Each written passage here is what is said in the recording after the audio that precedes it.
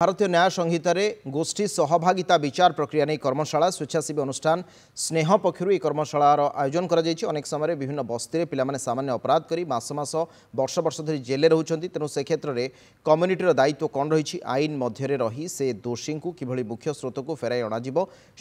कार्यक्रम आयोजन कर आलोचना कर किभली छोट छोट अपराध को समाधान करा जाई परिबो एवं उभय अपराधी एवं पीड़ित व्यक्ति को बसाई गोष्ठी द्वारा समाधान करा जाई परिबो जहा द्वारा उभय न्याय एवं शांति पाई परिबे से नहीं मध्य आलोचना करा जायतिला। एही कर्मशाला रे विभिन्न संगठन कमिशनरेट पुलिस आईनजीवी सामाजिक कर्मी एवं सांबादिक सुदर्शन छोटराय प्रमुख जोग देथिले।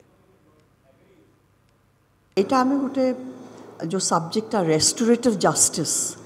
जोटा आपण माने सेठी भी से माने भी कहउचंती that it is a very age old process आम देश ट्राइबल सोसाइटीज रे थिला आग सेटा को आमे